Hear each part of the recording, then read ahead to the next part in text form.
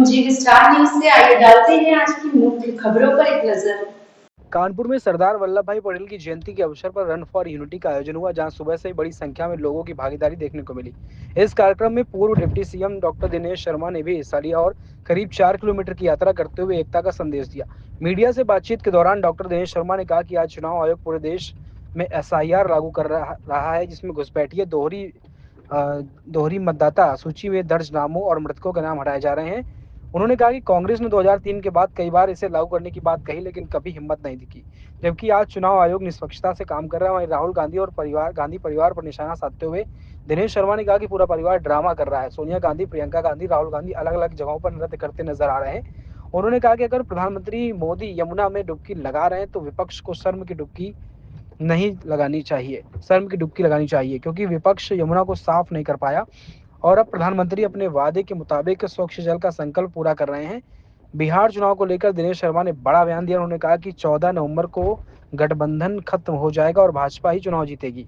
उन्होंने आरोप लगाते हुए बताया कि जो लोग हार रहे हैं वे बिहार में माहौल बिगाड़ने की कोशिश कर रहे हैं। पप्पू यादव पर तंज कसते हुए कहा कि पप्पू यादव दूध के धुले नहीं है, वे बयान देते हैं और बाद में खुद रोते हैं। साथ ही जन स्वराज पार्टी को वोट काटने वाली पार्टी बताते हुए कहा कि वोट काटने की कोशिश तो करे लेकिन सफल नहीं हो पाएगी। पूरे देश में लौह पुरुष भारत रत्न सरदार पटेल जी की यात्रा जगह जगह आज निकाली गई है, रन फॉर यूनिटी।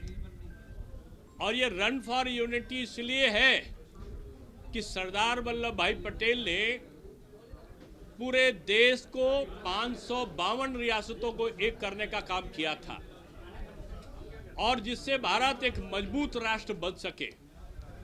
प्रधानमंत्री श्री नरेंद्र मोदी जी की संकल्पना है कि ये एक भारत श्रेष्ठ भारत का जो नारा है वो पूरे देश में केवल गुंजायमान न रहे, बल्कि वास्तविक परिप्रेक्ष्य में धरती पर उतरे। भारत आत्मनिर्भर भारत की संकल्पना के साथ बढ़ रहा है और स्वदेशी हमारा अभियान है। और स्वदेशी अभियान के साथ में हम अपना उत्पादन बढ़ाएंगे, अपना उपभोग बढ़ाएंगे और जीएसटी की कीमतों को, दरों को कम करके, जिस प्रकार से इनकम टैक्स में छूट देके आज प्रधानमंत्री जी ने पूरे देश को ये दिखाया है कि जो हमारा उपभोक्ता है, जो हमारे देश का नागरिक है, वो ज़्यादा वस्तुओं का उपभोग कर सके। ज़्यादा वस्तु का उपभोग होगा तो ज़्यादा उत्पादन होगा, और ज़्यादा उत्पादन होगा तो ज़्यादा निर्यात होगा, और ज़्यादा निर्यात होगा तो हमारा बिजनेस, जो हमारा व्यवसाय का संतुलन है, वो पक्ष में होगा। यानी भारत आर्थिक स्थिति में अभी तीसरे स्थान पर के लिए पहुंचने की तरफ है, और जल्दी ही वो पूरे विश्व का नेतृत्व करने की स्थिति में पहुंचने वाला है। सरदार पटेल विभिन्न रियासतों को न केवल मिलाने वाले थे, एक स्वतंत्रता संग्राम सेनानी थे। आज उनके बताए हुए रास्ते पर ये जातिवाद है, ये संप्रदायवाद है, ये क्षेत्रवाद है, ये भाषावाद है, इन सब से अलग हटकर प्रधानमंत्री ने कहा है केवल राष्ट्रवाद चलेगा, और उसके लिए ही आज पूरा देश चल रहा है। बिहार का चुनाव है, आज चुनाव आयोग पूरे देश में एसआईआर लागू कर रहा है।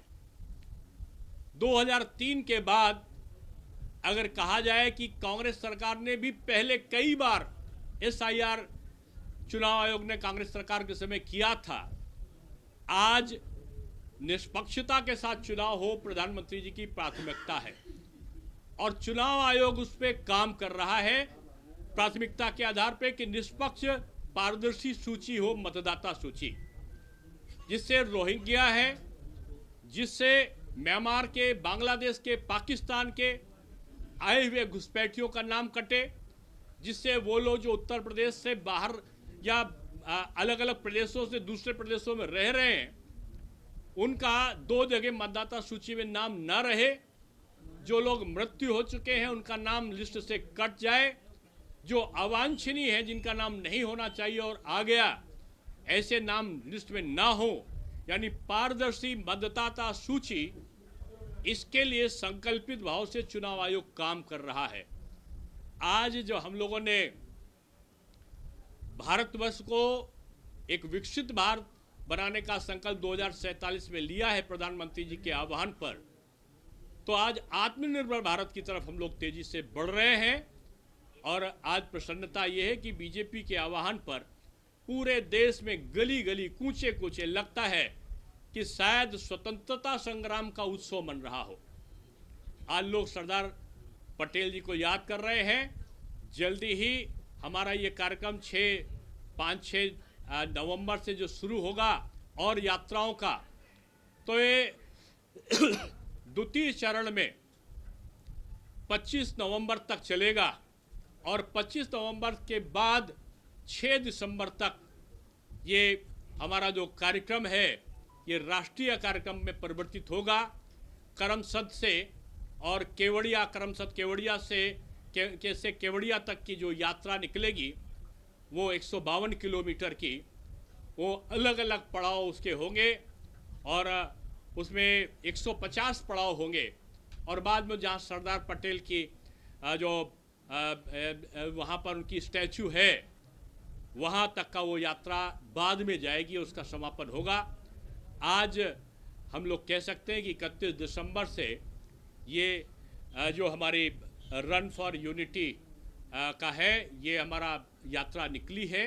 कानपुर में भी 4 किलोमीटर की यात्रा हमारे माननीय सांसद रमेश अवस्थी जी, माननीय जो हमारे महानगर अध्यक्ष हैं अनिल दीक्षित जी, नीलमा कटियार जी,